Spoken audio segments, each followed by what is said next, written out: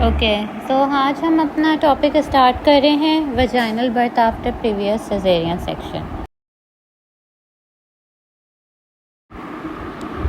Okay, which women are best suited to have plan we back. तो plan we back के लिए हमें 3 चीज़ें याद रखनी है। एक तो सिंगलटन प्रेगनेंसी होनी चाहिए, केफेलिक प्रेजेंटेशन होनी चाहिए और 37 वीक्स और बियॉन्ड होना चाहिए। ठीक है, जिनका पहले एक लोअर सेगमेंट सिजेरियन डिलीवरी हो चुकी हो विद और without history of previous vaginal birth. अब कॉन्ट्रा इंडिकेशंस क्या हैं वी बैक के लिए?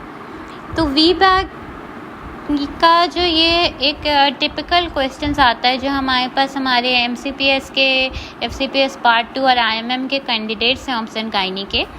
तो ये जो BCQs आता है कि कॉन्ट्रा इंडिकेशन का प्लान वी बैक में, इसमें ये पॉइंट इम्पॉर्टेंट याद रखें, क्लासिकल सिजेरियन स्कार।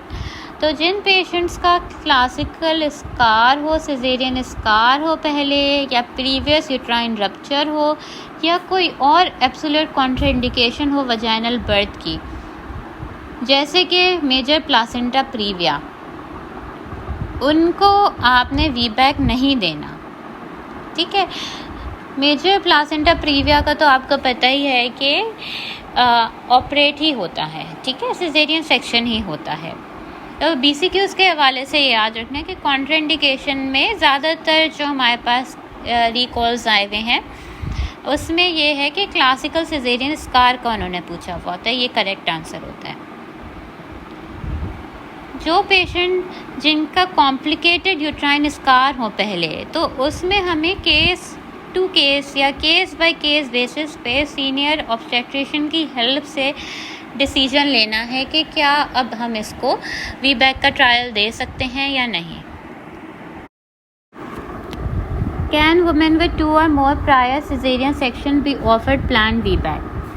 तो जिन पेशेंट्स के या जिन वुमेन के 2 या more prior lower segment caesarean delivery हो चुकी है, तो हम उनको वी बैक ऑफ़र कर सकते हैं, लेकिन हमें पहले काउंसलिंग करवानी होगी सीनियर ऑब्स्टेट्रिशियन से।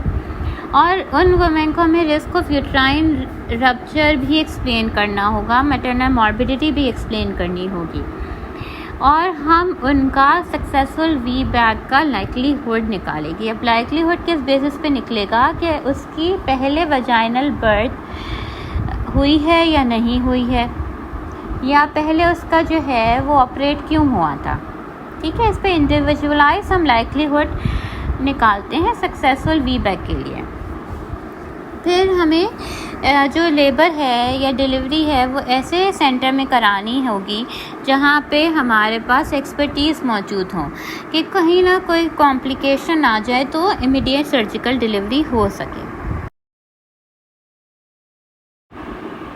अच्छा, एम्स क्या होने चाहिए कि इन बात को हमें कंसिडर करना है एंटीनेटल काउंसलिंग में। तो एंटीनेटल काउंसलिंग में हमें उसकी EDD से पहले ही सारे डिस्कशन हो जाने चाहिए। वुमेन में और मैटरनिटी टीम के दरमियान के पेशेंट क्या चाहती है उसको सारे रिस्क फैक्टर्स एक्सप्लेन कर देना चाहिए, सक्सेस रेट और फेलियर रेट के बारे में बता देना चाहिए। अगर तो पेशेंट कहती है कि नहीं, मुझे वी बैक नहीं कराना, मैं इलेक्टिव रिपीट सिजेरियन सेक्शन कराना चाह रही हूँ, तो जो उसके इलेक्टिव सिजेरियन सेक्शन की डेट होगी वो उसकी EDD से पहले या उस पेशेंट के लेबर में आने से पहले की होनी चाहिए। ठीक है, और ये सारी चीज़ें आप डॉक्यूमेंट करेंगे कि हमारा ये डिस्कशन हुआ था और पेशेंट को सारी चीज़ें एक्सप्लेन की गई थी और पेशेंट ने ये चीज़ ऑप्ट की है। ठीक है, इन्फॉर्म्ड कंसेंट होना चाहिए और शेयर्ड डिसीजन मेकिंग होनी चाहिए। अच्छा, अगर पेशेंट ये हमारे पास बोलती है कि आप बताएं डॉक्टर कि क्या वी बैक ज़्यादा बेहतर है, वजाइनल बर्थ करवाना ज़्यादा बेहतर है, या इलेक्टिव रिपीट करवाना ज़्यादा बेहतर है, तो इसका सिंपल सा आंसर है कि अगर तो वी बैक सक्सेसफुल हो जाता है तो वी बैक बेहतर है। और सबसे ज़्यादा जो टॉप एडवर्स आउटकम होगा ट्रायल ऑफ वी बैक का, वो ये होगा कि उसकी इमरजेंसी सिजेरियन डिलीवरी हो जाएगी। ये भी हमारे पास नेक्स्ट PCQs पॉइंट आ गया कि इन्फॉर्म करना है हमें पेशेंट को कि प्लान VBAC से 1 in 200 या 0.5% रिस्क होता है यूट्राइन रप्चर का। दूसरा पॉइंट ये है कि absolute risk of birth related perinatal death associated with VBAC is extremely low. ठीक है, और हम इसको कंपेयर किससे कर रहे हैं? उन नली पैरस वुमेन से जो कि लेबर में है।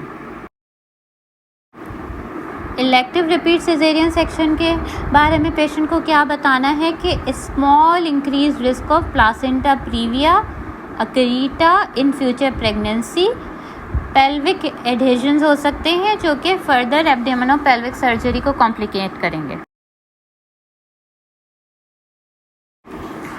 अच्छा, VBAC का सक्सेस रेट भी, ये भी इम्पॉर्टेंट हमारे पास BCQ है कि ये 72 to 75% होता है।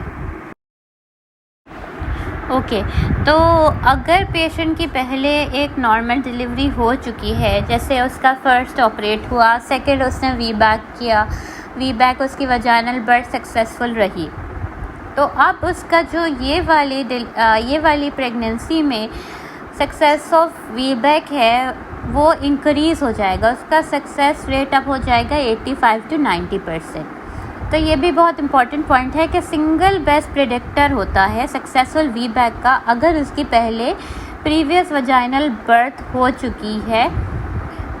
दूसरा पॉइंट ये है कि हमारे पास previous vaginal delivery is also independently associated with reduce risk of uterine rupture.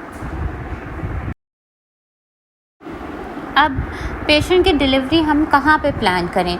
तो हमें ऐसी जगह पे प्लान करनी है, ऐसी जगह पे कंडक्ट करानी है जो कि सूटेबली स्टाफ्ड हो, इक्विप्ड डिलीवरी स्वीट हो, कंटिन्यूस हम उसको इंट्रापार्टम केयर दे रहे हों, मॉनिटरिंग हो रही हो और immediate caesarean delivery and advance neonatal resuscitation की हमारे पास फैसिलिटीज़ मौजूद हों।